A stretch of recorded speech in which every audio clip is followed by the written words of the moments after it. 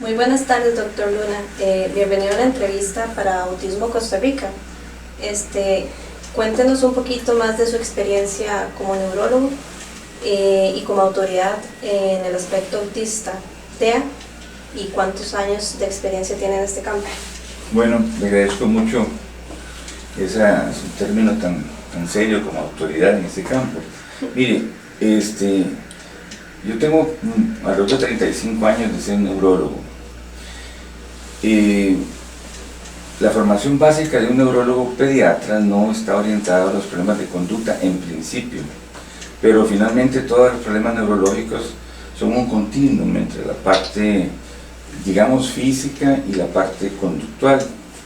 Poco a poco, a lo largo de mi carrera, he ido como interesándome de manera creciente en la dimensión conductual de mis pacientes, y eso, una cosa de otra, como dice, y me tuve que topar forzosamente años de haber empezado esta tendencia con el autismo, que es de los trastornos de conducta presentes en el ser humano, en el niño, más frecuentes y que representan un reto importantísimo. De manera que ha habido como una especie de migración de intereses. Ahora yo a veces me defino como, qué sé yo, como neuropsicólogo o como neurólogo de la conducta, en fin, pero yo siempre he pensado de que la división entre psiquiatría y neurología es artificial. Pues bien, yo he trabajado en esto desde hace unos 30 años más o menos. Bastante. Y en el espectro autista, TEA y Asperger, ¿qué es? ¿qué es eso? Sí. Bueno, mire, tal vez le puedo hacer una explicación a los pacientes sobre esto. Es necesaria una nomenclatura de los distintos trastornos médicos que tratamos. Por lo siguiente, ¿verdad? La medicina tiene una multiplicidad de exponentes, de representantes, de países, de opiniones y visiones, y cuando se reúnen grupos a discutir sobre ciertas temáticas, hay que estar de acuerdo en lo que estamos, en qué es de lo que estamos hablando. Si por ejemplo yo en un congreso X digo que he tratado a ciertos pacientes Asperger con tal y tal cosa y me ha ido muy bien, y entonces alguien puede levantarse al público y decir, bueno, doctor Luna, ¿y para usted qué es Asperger? Entonces, bueno, para mí es esto y esto, y me dice, para mí no, y entonces resulta que se formaría lo que es una torre de Babel. Ese es un aspecto. El otro aspecto, el de la necesidad de una nomenclatura, consiste en la administración de los recursos de salud. Cuando los ministerios o las entidades encargadas de distribuir la salud van a destinar dineros y recursos, tienen que tener estudios epidemiológicos que detectan tales y cuales problemas, y esos problemas tienen que tener un nombre y una definición. Si van a detectar 1000 niños en la provincia de Punta Arenas que tienen autismo, hay que entender o hay que ponerse de acuerdo qué es lo que estamos entendiendo por autismo. Ese es el segundo punto. Y el tercer punto, que no es tan, o sea, que de todo no es importante en nuestro medio, es los pagos de los seguros médicos. Las compañías de seguros necesitan ciertas nomenclaturas para hacer que los pacientes que son asegurados reciban, si es el caso, el dinero de sus seguros médicos. Eso no pasa en nuestro país porque pues tenemos un sistema universal de seguridad social. Pues bien, teniendo en cuenta estas cosas, existen nomenclaturas en Estados Unidos, existe una nomenclatura que la realizó la Organización Mundial de la Salud, existen nomenclaturas europeas de diversos países. ¿Y para qué sirve esa nomenclatura? Bueno, sirve para lo que expliqué yo, para la organización de la salud y el pago de seguros, pero ninguna de estas nomenclaturas es vinculante. Es decir, que en Estados Unidos es vinculante el hecho de que se utilice el DSM-5. El DSM-5 tiene un listado de trastornos codificados. Si el médico que atiende un niño no coloca un código específico que esté en el DSM-5, no se le reconoce ninguna retribución ni pago. Esos códigos son distintos en el de la Organización Mundial de la Salud, pero los norteamericanos no consideran que debemos utilizar ese, y en otros países utilizan ese, para distintas cosas. Entonces, el DSM-5, por tradición en Costa Rica se ha utilizado como una orientación diagnóstica, simplemente porque así se ha sido. Nuestra medicina está muy cercana a la medicina americana, no necesariamente solo a ella, y hemos confundido algo. El DSM-5 es una nomenclatura, no es un libro científico, es un libro con bases científicas, y todos los diagnósticos están expresados de manera extremadamente esquemática, porque así tiene que ser, porque si nosotros no limitamos un diagnóstico nunca vamos a acabar. Pero todos los médicos entendemos que son diagnósticos esquemáticos que sirven para esos fines, pero que en la práctica clínica concreta no podemos nosotros restringirnos a esos diagnósticos. Entonces, eso para comenzar. En segundo lugar, entonces, le decía yo que nosotros nos hemos orientado básicamente por el DSM-5 por una costumbre, porque estamos en la zona de influencia de los Estados Unidos, etc. Ahora los Estados Unidos ya no están ni siquiera en la Organización Mundial de la Salud. Ahora, ese DSM-5 se va actualizando con el tiempo. Ha habido 1, 2, 3, etc. Bueno, en los años 80, con la publicación de una doctora que se llamó Lorna Wing, ella recuperó los trabajos de Hans Asperger, que estaban escritos en alemán, y escribió un artículo que se llamaba El síndrome de Asperger, XX. A partir de la publicación de Lorna Wing, muchos psiquiatras y neurólogos infantiles empezó a hacérsenos claro por qué razón había niños que calificábamos de autistas, pero que no estábamos satisfechos exactamente con llamarlos autistas. No eran exactamente lo que Leo Kanner había descrito. Eran niños, la mayor parte de ellos muy funcionales, con una verbalización muy buena, inteligentes. No era el patrón típico de lo que llamamos autismo. Con la publicación de Lorna Wing y eventualmente Asperger, entonces a esos fue como ponerles nombre a estos pacientes, que antes se les llamaba autismo de alto funcionamiento o autismo leves, en fin, se les llamó entonces síndrome de Asperger.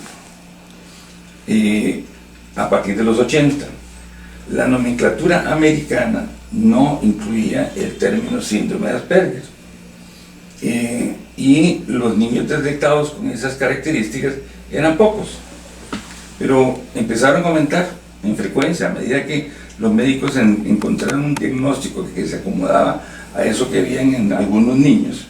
Empezó a aumentar mucho al punto de que muchos niños que quedaron descubiertos de los seguros médicos, y en la revisión del DSM-4 que ocurrió creo que en el 94 se incluyó a golpe de tambor el diagnóstico de síndrome de Asperger.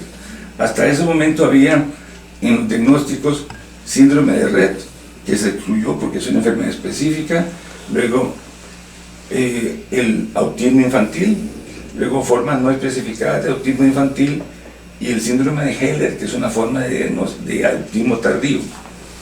Pues entonces a ese grupo se le agregó el síndrome de Asperger. Realmente fue una cuestión de última hora. Si usted lee en el DSM-4 lo que define el síndrome de Asperger, es más o menos como decir, como el autismo infantil, pero más suavecito. Esa era la definición, y así quedó. Vea que el propósito es justamente no dejar sin cobertura a estos niños. El tiempo pasó y el número de pacientes con el diagnóstico de Asperger fue aumentando y aumentando, a veces bien diagnosticados, a veces no. hasta el punto de que llegó a ser una cantidad muy importante. Y en la revisión del 2000, bueno, la aparición del DSM-5 en el 2015, se hicieron cambios importantes. Vean. El primer cambio fue suprimir la palabra síndrome de Asperger. El segundo fue crear un concepto sombrilla que se llama trastorno del espectro autista, en el que se iban a meter todos los pacientes que tengan alguna forma de autismo, dividiéndolos en 3 grupos. Ahora, y asumiendo de que estos pacientes, desde el más leve hasta el más complicado, formaban parte de un espectro, es decir, de una misma entidad nosológica con distintas intensidades. Los expertos en este campo estimaron que no era posible diferenciar lo que llamaban Asperger de los otros, entonces no prefirieron suprimir el nombre, pero crearon ese otro nombre. La otra cosa es que sobre esa sombrilla se incrementó la dificultad para tener criterios de inclusión, es decir, que forzosamente no iban a estar los Asperger y también un poquito menos de los autistas clásicos. El resultado fue que con el aval de las autoridades científicas internacionales ocurrió una restricción importante de los gastos en seguros médicos. En el primer año, después de haber empezado a utilizar el DSM-5, se ahorraron $80 millones. En el segundo año, $200 millones. En el otro, como 220. O sea, en eso bajaron los gastos médicos en autismo. Por lo menos en esos años, ¿verdad? El gasto acumulado es diferente. Pues bien, el asunto es el siguiente. La gente puede creer o no creer, pero a mí me parece que $200 millones importan. Yo no estoy acusando a que a los expertos mundiales en este campo de que han sido sobornados. Pero sí es cierto, porque en realidad no hay ninguna prueba y además no tiene lógica, pero sí es cierto que en la medicina hay tendencias, hay presiones que a veces motivan cambios. Por ejemplo, si existe una tendencia económica importante por esto, en Estados Unidos los grandes grupos médicos y farmacéuticos y las compañías de seguros son las que financian en parte las universidades privadas, son las que financian en gran parte el sistema de estudios y de investigación, de manera que una presión, sin que se trate de un soborno o de una extorsión, influye, estoy seguro, en la mente de gente, porque si usted se acomoda a ciertas presiones, entonces puede ser que el dinero que usted tenga para trabajos científicos no se vaya a bloquear, en fin. Vea usted que no se trata de una cosa como gangsteril, es simplemente una tendencia que debe pesar, ¿verdad? Entonces, los resultados son los siguientes de eso. Primero, que a medida que pasa el tiempo, hay mucho más confusión entre lo que entendemos por trastorno del espectro autista. Los médicos en Estados Unidos que se vieron restringidos a hacer el diagnóstico de Asperger, empezaron a utilizar el código trastorno del espectro autista nivel 1 para meter a los Asperger ahí, pero no corresponde realmente a los criterios diagnósticos usuales del Asperger.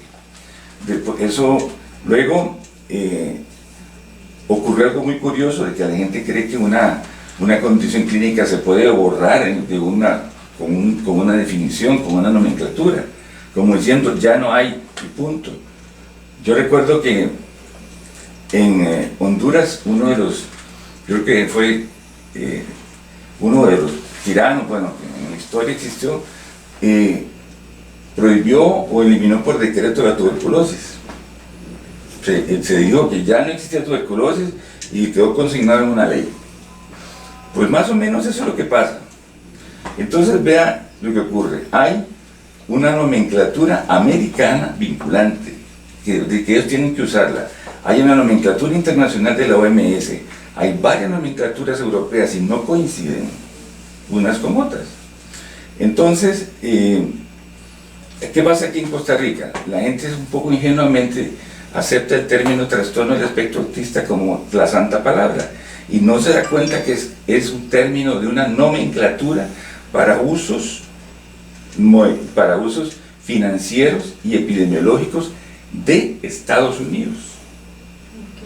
Es exactamente como que si nosotros, de repente, porque resulta que en Estados Unidos el himno nacional es tal, de repente decimos, entonces ahora nuestro himno es este. Entonces, esa nomenclatura no es vinculante en Costa Rica, pero todos han sido como contagiados, y no solo en Costa Rica, en la mayor parte del mundo, las publicaciones tienen que tener esa nomenclatura porque existe un claro predominio de la medicina americana. Y bueno, cuando uno dice TEA, no sabe qué está diciendo uno. ¿TEA qué? ¿TEA inteligente? ¿TEA no inteligente? ¿TEA con autismo grave? ¿O TEA como podría haber sido Einstein? ¿TEA qué? Entonces vea que ese es un concepto que confundió las cosas. En particular, yo trato de utilizarme digamos, como se veían las cosas anteriormente, inclusive que formaban parte del DSM-4, que es entender que hay autismo infantil y que hay síndrome de Asperger. Y hay diferencias importantes. Autismo infantil es una enfermedad grave, más o menos de aparición esporádica, debida usualmente a mutaciones graves, a lesiones, es decir, alteraciones cromosómicas pequeñas, invariablemente asociadas a retardo mental y a graves problemas de comunicación, a niños con dificultades serias que siempre van a ser tributarios de una educación especializada. Un niño autista se reconoce con verlo. Un niño Asperger también. Los pacientes Asperger es una condición o una tipología de conducta frecuente, familiar. Siempre se tiene por la mamá, que tiene las mismas características, en mayor o menor grado. Hay un listado de características que tiene coincidencias con el autismo infantil, pero que tiene otro montón de cosas que no.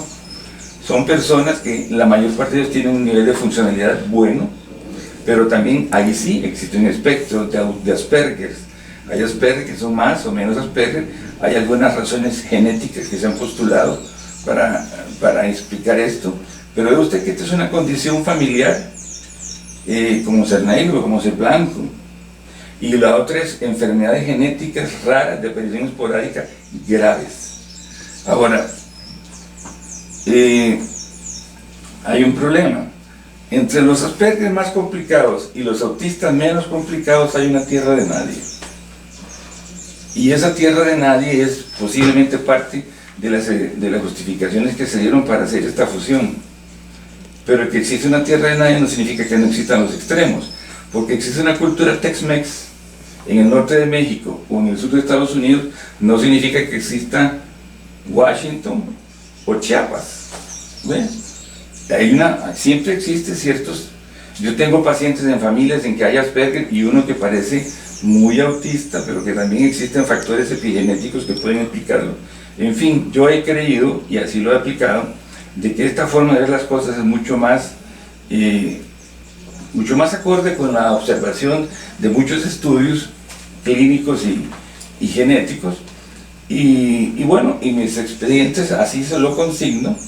Les pongo entre paréntesis TEA1 porque no quiero que tengan problemas de nomenclatura si tienen seguros. Pero para mí ese término es una sombrilla que carece de sustento científico y es que está muy entredicho. Sin embargo, es popular. Mucha gente habla de eso. Y ahora el asunto se complicó porque la gente habla de TEA y de Asperger al mismo tiempo. Y a veces no sabe cómo es que están metiendo ese término y en dónde dejan los TEA. Entonces el asunto es que se formó una torre de Babel. Pero en fin, si tenemos claras estas ideas, y eso es lo que en mi caso me he propuesto de aclarar la visión de muchos otros investigadores y la mía en particular, es sobre todo, bueno, un concepto importante es esto: entender que el DSM-5 es una guía diagnóstica esquematizada para uso en Estados Unidos y que tiene fines para distribución de seguros médicos y distribución de la salud no es la Biblia. Bueno, eso es, discúlpeme si me extendí tanto, pero ve que ustedes es una cosa complicada, ¿eh? Sí, es bastante extenso. ¿Existen grados? Sí, existen grados en el Asperger. Existen grados en el Asperger, y luego le voy a hablar de lo que yo entiendo por autismo. Los Asperger son personas, en primer lugar, la tipología conductual llamada Asperger no es una enfermedad, es todas las tipologías de conducta, las personas que son hiperactivas, las que son obsesivo-compulsivas, las personas que son ciclotímicas, todas estas personalidades, tipologías de conducta, tienen bases genéticas, todas. Uno nace como es y el ambiente lo modula. Es al revés de lo que pensábamos antes. Antes pensábamos que éramos papeles en blanco y el ambiente escribía nuestras vidas. Ahora sabemos de que los característicos básicos de personalidad nacen con nosotros y que existe influencia del ambiente prenatal y postnatal que le da finalmente el aspecto final. Pero ahora bien, cada día conocemos más cuáles son los genes que determinan esto. Esto tiene que ver sobre todo con las redes nerviosas frontales y temporales y algunas parietales que cada día conocemos mejor, que tienen una estructura muy compleja, pero que son definidas por una serie de proteínas que actúan durante el periodo prenatal. Esas proteínas son como a las personas que lo acomodan uno en el teatro. Uno llega y uno da un papelito, sí, usted está en la fila tal y tal, y lo llevan. Entonces, estas proteínas conducen a los axones, a sus puntos de contacto. Tienen nombres muy curiosos, semaforinas, son todas proteínas de andamiaje sináptico, se llaman. Ahora bien, los 21.000 genes que poseemos, incluyendo esos, tienen variantes, 7, 10 variantes normales, porque usted tiene 20.000 genes, y yo también, y no somos iguales. Eso se debe a que hemos expresado variantes distintas. Entonces, el grupo de genes que se encarga, nosotros le decimos de la conectónica, en la que se fundamenta la personalidad o estas tipologías de conducta, tienen también variantes. Entonces, dependiente de que uno tenga más o menos variantes, digámosle Asperger, uno será más o menos Asperger. Entonces, pongámosle números hipotéticos. Hay 10 genes que de tenerlos todos determinan una forma marcada de Asperger, inclusive con mucha limitación.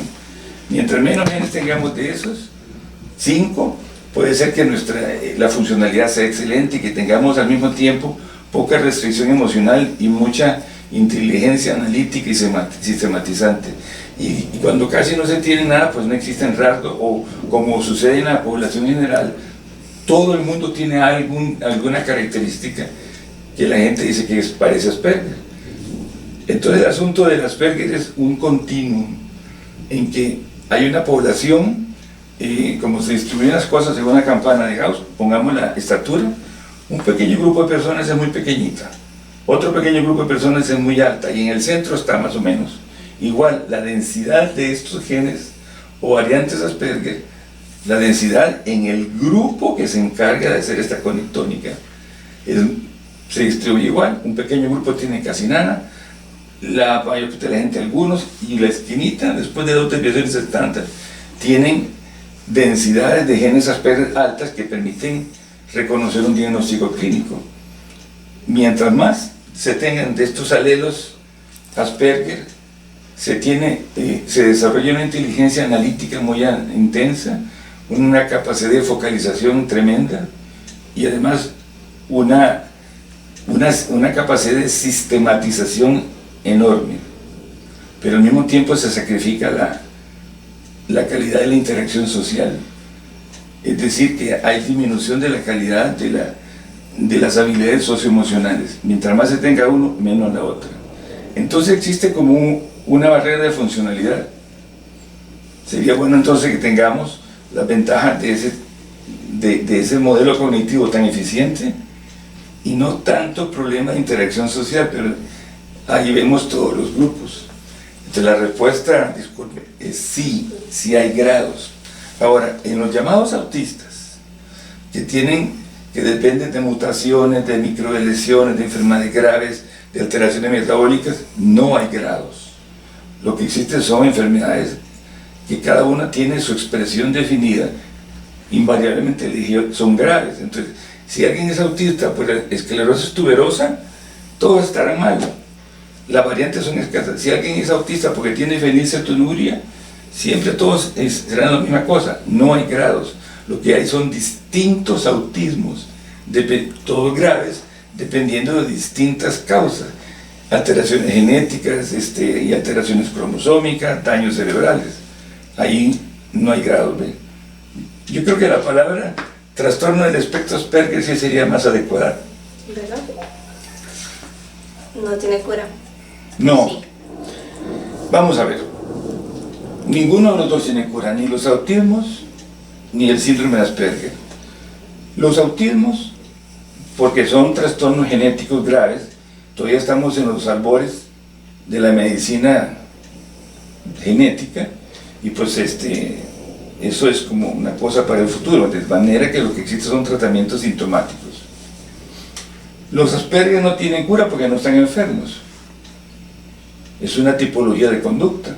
Cuando uno le da una medicina, o yo doy una medicina a un paciente Asperger, generalmente les digo, vea, esta medicina no cura nada porque usted no está enfermo. Lo que hace, lo que cumple es un papel, un agente facilitador para que los distintos procesos que realmente van a ayudarlo en su vida funcionen bien. Y esos factores va a ser la calidad de la enseñanza, el tipo particular de enseñanza, el tomar en cuenta sus características de conducta, la orientación de diversas formas que se les da a ellos. Para eso sirven las medicinas en los Asperger. Un ejemplo, el 65% de los Asperger son distraídos, como los que llamamos déficit atencional. Entonces, todos los esfuerzos de orientación conductual que se pueden hacer en un niño Asperger no funcionarán si el niño no pone atención. Entonces, el papel que tienen los medicamentos para la atención es para justamente facilitar la otra actividad. También los medicamentos que se utilizan para la concentración mejoran un poco la organización de las funciones ejecutivas, que en los Asperger a veces en ciertas fases de su desarrollo están complicadas. Entonces todos los medicamentos, que hay varios, se usan para optimizar su patrón de desarrollo. Pero no es una cura, es optimizar su patrón de desarrollo. Le quiero también decir de que todas las otras condiciones se tratan con el mismo enfoque. ¿Ve? Si alguien tiene un trastorno bipolar, se le da medicina para el trastorno bipolar, eso no se lo quita, pero eso hace que su interacción social, familiar, mejore al punto de que optimiza su propio patrón de desarrollo y lo hace tener una vida satisfactoria. Es la misma historia. Inclusive, ¿qué tan severas llegan a ser las conductas en las personas? ¿Qué tan severas en las personas Asperger autistas? Autistas. En los niños autistas, eso que yo les cuento, que pueden tener comportamientos muy, digamos, en general la capacidad de interacción es extremadamente baja, el contacto visual es errático, tienen fijaciones alimenticias a veces muy estrictas y que también tienen los Asperger, pero que aquí son, a veces puede inclusive incluir sustancias no alimenticias. Son extremadamente angustiados. Los niños autistas siempre andan como afligidos, como angustiados, como que con miedo. Eso hace que sean hiperreactivos, que puedan golpearse a sí mismos, golpear a otras personas, entrar en crisis de angustia que pueden durar 1 hora, 2 horas, 3 horas. Pueden, como decía, autoagredirse, lesionarse. Su capacidad de comunicación de tipo recíproco es muy mala, es decir, ellos cuando utilizan palabras y frases son... Otra pregunta es, ¿existen niños con formas de autismo esporádico por alguna mutación, que tengan un compromiso menor, pues sí, pero siempre va de medio para abajo. En cambio los Asperger son de medio para arriba. ¿Y en algún momento ellos pueden llegar a ser independientes? Ambos. Los Asperger en general son independientes. Los autistas en general no lo son, siempre requieren supervisión, no son capaces de adquirir una autonomía completa. Pero también muchos Asperger no adquieren autonomía completa. Depende de la intensidad en que se presente esta forma de ser. Como utilicemos un ejemplo concreto, hay personas con trastorno obsesivo compulsivo que tienen un tratamiento adecuado, que viven adecuadamente, digamos funcionalmente, y hay personas con trastorno obsesivo compulsivo que tienen años de no salir de su casa, porque tienen una agorafobia severa, han perdido el trabajo, el aprecio de sus familiares, y ellos no pueden salir de la casa porque sienten pánico. Es decir, y eso es un trastorno, no tiene retardo mental. Entonces ve usted de que cuando yo le digo que los Asperger tienen unos mucha restricción y otros no es una característica de los Asperger, también como el trastorno obsesivo compulsivo. Yo puedo hablarle también de personas con trastorno bipolar que tienen una vida plena, y otros que están sufriendo constantemente de estados de manía o de depresión que los tienen totalmente marginalizados de la vida. Entonces todas estas condiciones comparten entre sí el hecho, yo le diría que son un grupo que todas tienen una expresión sobre todo en la región frontal, que sería el trastorno obsesivo compulsivo, el trastorno bipolar, el déficit atencional, los tics y el Tourette y el síndrome de Asperger y alguna forma de epilepsia benigna. Todos ellos tienen su expresión máxima en la región frontal, todos dependen de la expresión de proteínas de andamiaje sináptico, todos tienen una variabilidad importante, y yo diría que ninguno es una enfermedad, pero no es necesario estar enfermo para tener problemas. ¿Y el autismo podría ser considerado una enfermedad cognitiva? El Asperger no, es una personalidad compleja que tiene aspectos cognitivos, emocionales. El autismo, los autismos graves, tampoco, porque son pacientes que tienen una disfunción total de sus capacidades. No solamente está la parte cognitiva, que tienen retardo, sino tienen fenómenos de hipersensibilidad extrema, tienen problemas en la coordinación motora, en fin, es una enfermedad. Son enfermedades que afectan la globalidad del individuo, incluyendo el asunto de la funcionalidad cognitiva. Un niño con retardo mental es eso, tiene un problema en el desarrollo académico, intelectual, pero puede tener una inteligencia emocional perfectamente bien consolidada, pero tiene dificultades que se expresan sobre todo a nivel del desempeño escolar. Antes hay un nombre en inglés que es pervasive disorders, que es la palabra pervasive como extendido, globalizado. Yo diría que son trastornos globales o trastornos globales del desarrollo. A veces la palabra global no, pero son trastornos totales, globales del desarrollo. Los autismos, los Asperger son una tipología de conducta que, dependiendo de su intensidad, puede afectar globalmente el desarrollo. De la diferencia. Pero solamente desde el punto de vista cognitivo no, son totales. Las manifestaciones son totales. Y en su opinión personal, ¿qué opina usted sobre la farmacología versus la homeopatía? Que a veces muchas personas pues, utilizan nuevamente la... Pues miren, en realidad, hablando de los fármacos, ya le había explicado yo que los fármacos se utilizan como coadyuvantes para ciertos procesos formativos, para que los equipos de profesionales que trabajan en esto. ¿Y usted qué opina sobre los remedios caseros y el famoso dióxido de cloro? Bueno, mire, empezando por el dióxido de cloro, es una locura, algo extremadamente peligroso. Son de las cosas que ahora las redes sociales y la tele se difunden a veces, y hay poca reflexión sobre esto. Estamos viviendo una época en que las redes sociales y los programas tienen una enorme responsabilidad de orientación al público, porque tienen un impacto enorme. No se puede decir cualquier cosa en una red social o en un programa. Lo que se dice ahora tiene que tenerse bien pensado, porque los efectos son impresionantes e imprevisibles. Entonces, eso es un veneno, ¿verdad? Ahora, los remedios caseros, la homeopatía, las medicinas naturales, esa planta que se llama digital tiene unas florcitas que caen así, que parecen deditos.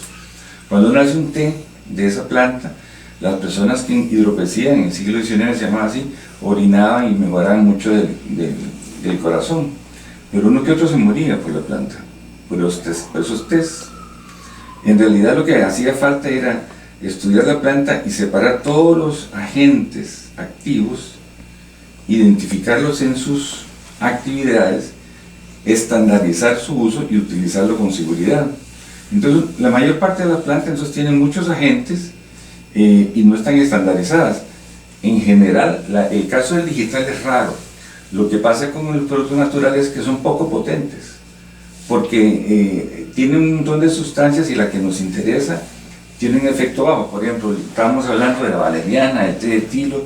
Sí, producen relajación, pero porque contienen una sustancia que se expresa en una cantidad muy baja y pues a veces no son eficaces.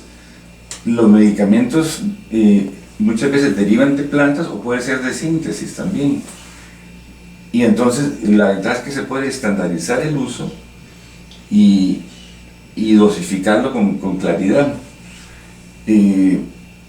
Con esto quiero decirle que no estoy rechazando la medicina natural, a veces tienen su cabida en algunas cosas en particular, y que tampoco estoy diciendo que la medicina de síntesis de laboratorio siempre es buena. Para eso estamos nosotros, para escoger lo más adecuado en la situación adecuada. Son medicamentos extremadamente potentes, no se pueden usar sin una guía y un conocimiento adecuado. Y la homeopatía en particular, me preguntaba, el problema es el siguiente: la homeopatía es un caso especial. La homeopatía pertenece a la historia. Cuando existía alopatía y homeopatía, eran dos conceptos opuestos. La homeopatía parte de que si uno hace diluciones de una sustancia que produce la enfermedad que uno pretende curar, va a conseguir curarla. Pero la serie de diluciones que se hacen con distintas sustancias, en líquido, por ejemplo, si usted empieza a diluir arsénico una y otra vez, porque el arsénico produce dolor de panza, y entonces usted quiere diluir el arsénico y producir entonces un medicamento que quite el dolor de abdomen, el número de diluciones que usted pasa sobrepasa el número de Avogadro. El número de Avogadro es 16 por, así ustedes me ayudan, por 12, 16 a la 32 o algo por el estilo. No, 16 por 10 a la 32. Es el número de moléculas que hay en un mol. Entonces, cuando usted pasa el número de Avogadro, significa que en un vaso en que proviene de una dilución, es posible que ya no exista ninguna molécula de la sustancia, porque pasó el número de Avogadro. Entonces, muchas veces el efecto de la homeopatía no se puede sustentar porque ya en la sustancia diluida ya no hay moléculas. Ahora, mucha gente dirá, pero es que sí me sirvió. Sí, claro que sirve. Pero sirve porque si usted practica la medicina, sabe que en la medicina de atención primaria, de 100 pacientes que llegan, porque les duele la cabeza, porque tienen diarrea, porque les sale el 70% se cura solo, sin necesidad de intervención médica. El 25% restante, la intervención médica facilita la curación, la acelera. Yo le dije 70, o estamos en 25, nos quedan 5. Y en un 5% o 4%, la intervención del médico es decisiva. capital y en 1% es de no haber existido sida mortal. Es decir, que las personas pueden tener enfermedades, molestias, que los hace acceder a los recursos médicos, pero que probablemente no era necesario. Eso pasa con frecuencia. Entonces alguien puede tener algo, un dolor de cabeza, unos cólicos, va donde un doctor, no le sirvió nada porque no era la medicina adecuada. Después se toma algo que coincide con el momento en que el problema iba a desaparecer y entonces ese algo funcionó. Entonces usted puede poner un consultorio médico y receta solo jugo de naranja, tiene garantizado 70% de éxito con solo jugo de naranja. Otra de las preguntas sería, ¿cómo identificamos cuando un niño en nuestra familia es ya sea autista o Asperger tiene estos rasgos, ¿verdad? Es correcto. ¿Cuáles son las primeras señales? Miren, las primeras señales consisten en esto. Muchos niños comienzan a desarrollar lenguaje 8 meses, 9 meses. Desde antes han parecido como no muy sociales, como con un contacto no muy bueno, un poco irritables, pero nada excepcional. Comienzan a desarrollar lenguaje hasta 10, 15 palabras y de repente a partir del año dejan de usarlas. Tienen un fenómeno regresivo, utilizan una jerga prelingüística para comunicarse, luego van recuperándose poco a poco. La gente dice que tiene un problema de lenguaje, se le ocurre que hay que mandarle un kinder, pero después de los 2 y medio comienzan a recuperar el lenguaje, pero es un lenguaje ya diferente, muy acartonado, a veces con palabras exóticas, y ese tipo de desarrollo inmodal del lenguaje es un signo importante. Otro signo importante es que precozmente los niños sean muy irritables, que no duermen bien y que tienden a ser selectivos en la comida o en las cosas. Sobre todo en la comida comienzan a tener selectividad muy tempranamente. Otro signo, por ejemplo, es que sea difícil mantener el contacto visual con ellos, aunque ellos entiendan perfectamente lo que uno está hablando. Muchas veces también otro signo importante consiste en el desarrollo de intereses muy intensos en ciertas cosas, en la angustia que les da de cambiar de rutinas. Esas cositas usted las puede observar antes de los 4 años y son signos que merecen atención y observación médica. Temprano, muy temprano, vamos a ver. Hay muchos adultos que no se dan cuenta que tienen autismo, ya pueden ser personas de 20 para arriba, o que inclusive nunca se dieron cuenta, o que han tenido Asperger, sí, que nunca lo detectan. Sí, en primer lugar puede ser que la expresión de esta tipología conductual no sea tan marcada, y entonces nunca generó ningún tipo de disfunción grave en sus vidas, probablemente algunas características peculiares, pero nada que los complique. Otras veces han interpretado los problemas que tienen de una manera distinta, que yo soy así por tal cosa o por tal otra. Es muy frecuente en mi consulta cuando veo niños con Asperger o autismo que el papá o la mamá tengan esas características en mayor o menor grado. Y a veces uno tiene expresiones como un descubrimiento, como que tienen que revisarse y a veces con una gran curiosidad entender por qué les pasó esto o lo otro. En otras personas hay cierta incredulidad y pues no lo aprovechan, pero una enorme cantidad de adultos descubren que son Asperger, ya sea en el consultorio médico por un hijo o en los programas de divulgación, que son muy abundantes, y entonces hay muchos pacientes que vienen, mire, yo vengo porque yo vi un programa y me pareció que era así, y después compré un libro y me pareció, y eso ha influido mucho. Yo le quiero dar una experiencia personal. Yo no descubrí que yo era Asperger, fue mi esposa, y a esas alturas yo tenía como 5 años de trabajar con niños Asperger, y no sabía que yo lo era. Uno está hecho para ver hacia afuera, no para adentro. Yo tenía la impresión de que mi comportamiento era de tipo obsesivo-compulsivo, cosa que ocurre en los Asperger, pero hay una dimensión de contacto emocional distinto. Entonces mi esposa me dijo, ¿vos sos como esos chiquillos que vos atendés? No. Y de repente cuando me dijo eso, como que tuve la epifanía. Me vi, pero vi a mi hermano, vi a mi papá, y todas las interpretaciones que yo tenía podían darse vuelta completamente. Y así fue como me di cuenta que lo era. Muchas personas piensan que no lo soy, porque podría tener buena capacidad de comunicación, pero en realidad hay muchos grados. No saben cuántas pastillas me tomo tampoco. Y además de eso, hay tengo 63 años, 30 años de trabajar en esto y también de trabajar en mí. De manera que yo creo que la mayor parte de los Asperger no saben que lo son. Si no saben que lo son y no tienen problemas, pues no hay ningún problema. Pero a veces tienen problemas y no saben de dónde vienen. Un ejemplo, los Asperger tenemos una tendencia a las adicciones muy alta.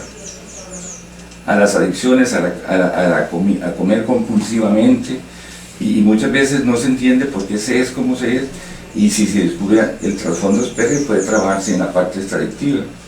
Muchos tienen problemas de control de la ira, o tienen problemas de ansiedad, o tienen dificultades para concentrarse, y todas estas cosas no se le ha puesto el cascabel al gato. Y muchos matrimonios se rompen porque existe un mal vínculo, porque digamos el marido es Asperger y a veces son varios matrimonios y no se sabe por qué. Y a veces porque es muy enojón, a veces porque es muy terco, y realmente podría haberse evitado muchas circunstancias dolorosas de conocerse mejor esto. ¿Cómo debe ser el rol de la familia con un niño con autismo o Asperger? Bueno, primero tienen que aprender cómo es esto.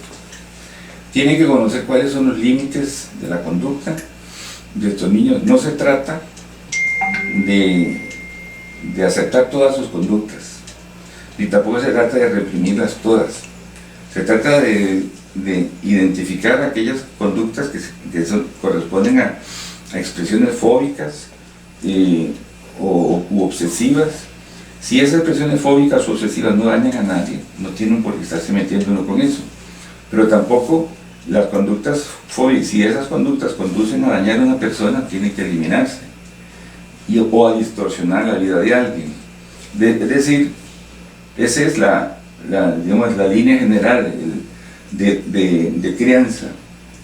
Es entender lo que no se puede cambiar y no es necesario cambiar. Descubrir lo que sí se puede cambiar y es indispensable, y tener la orientación para reconocer la diferencia. Estoy parafraseando lo que dicen los alcohólicos anónimos. Pues eso se logra con orientación profesional, con lectura, con información. Entonces la familia inmediata sobre todo tiene que empaparse de esto y tiene que trabajar con una estrategia común. Hay que trabajar mucho con los hermanitos que no son Asperger, porque ellos también a veces son víctimas de un comportamiento disruptivo y no entienden por qué razón le van a dar siempre la razón a él. No se trata de hacerlos frágiles, se trata de hacer que interactúen con el mundo reforzadamente, porque es con el mundo donde van a aprender los rudimentos de la interacción social que van a requerir. Nunca van a ser amigueros, nunca van a ser la persona más dotada en términos sociales, pero requerimos una interacción social funcional. Pero eso solo se obtiene en interacción. Hay un autor que leí hace poco que decía que hay gente que es frágil, otra que es muy fuerte y otra que es antifrágil. Antifrágil es la persona que con el contacto y los impactos se va haciendo fuerte. Esos son los niños Asperger, son antifrágiles. Si uno los mete en una burbuja, los daña. Tienen que enfrentarse al mundo y apoyarlos, ¿verdad? Pero no es encerrándolos que el asunto funcione. Perfecto. Aquí tenemos... Y disculpe, otra cosa. Estamos hablando de la familia. Andar diciendo que alguien es Asperger no es una buena idea, porque la gente tiene ideas muy variadas sobre lo que es el Asperger, porque es un diagnóstico de moda, y pues se pueden generar actitudes de segregación, e inclusive el niño utilizar el término Asperger para justificar cosas que no deberían ser justificables. Entonces hay que hablar de mi forma de ser, de otra cosa, pero el rotulito hay que evitarlo. Vea el efecto dañinos que tienen los rótulos, como la palabra trastorno bipolar. Cuando uno escucha eso se asustan, y no es eso, no tienen una visión correcta. Entonces es mejor no usar palabras rótulo. Eliminarlas, tal vez un poco. Tenemos varias preguntas, bueno, una de ellas es por Carla Ramírez, y es cómo detectamos que nuestro niño tiene problemas afectivos. Yo creo que hablábamos ya de eso en la pregunta que me hizo sobre cómo identificar los signos tempranos del Asperger. Y allí, en eso van a sentir, los problemas afectivos es el mal control de la ira, el mal control de los enojos, la insistencia abrumadora en que se hagan las cosas de cierta manera, la presencia frecuente de terrores nocturnos, las dificultades para dormir. Esas serían las respuestas, agregando lo anterior, ¿verdad? Correcto. ¿Y todas las personas con autismo son medicadas? Sí, prácticamente todas, porque siempre existe un elemento no medicadas con lo mismo, sino que usando las medicinas de forma estratégicamente. Es decir, usted analiza una persona, primero estableciendo el diagnóstico, encontrando las bases fundamentales del diagnóstico. Segundo, conociendo su individualidad, porque las distintas partes no se expresan igual. Entonces, aunque se llamen Asperger, no todos van a tener las mismas necesidades. Entonces, hay que mapear cada persona y entonces identificar cuál es la clave, cuál es la pieza que mejorando hace que todas las demás piezas funcionen mejor o sean manejables. Si el problema es la concentración, si el problema es el control del enojo, si el problema es la ansiedad, etcétera, o la desconexión. Vea usted entonces que tiene que analizar cada persona y entonces tiene que utilizar con inteligencia el mínimo posible de medicamentos en el punto correcto. Pero le puedo decir de que todos tienen un punto en que se les puede ayudar. Entonces prácticamente toman medicamentos, lo mejor sería que fueran bien orientados, y si no los toman hay alguno que les podría servir. Perfecto. Doña Giselle Olivares pregunta que si el abuelo materno era autista, su mamá y sus dos hermanos también lo son, que han visto comportamientos, ella misma de su hija de 4 años que nació, que ha llorado en las noches, antes pensaba que era por la edad, pero que sigue haciendo lo mismo todas las noches y ya gritando y llorando y no se calma. Después de media hora, en el día también pasa gritando por cualquier cosa y no se viste sola y no se puede subir los calzoncitos o sus shorts, o simplemente no intenta tampoco hacerlo. Y cuando le lavan el pelo grita cada vez que se lo van a lavar, y le dieron orientación médica, pero no saben si deben hacer un diagnóstico. Sí, lo que se describe es una conducta que perfectamente puede corresponder a un autismo infantil o Asperger, definitivamente. Yo creo que se requiere una evaluación neurológica o psiquiátrica infantil, totalmente. Porque parecía que la niña era malcriada. La otra parte del diagnóstico muy importante es la parte genética. Si usted tiene personas que tienen problemas de la misma índole, entonces la parte genética es parte también importante. El que exista esa es parte genética.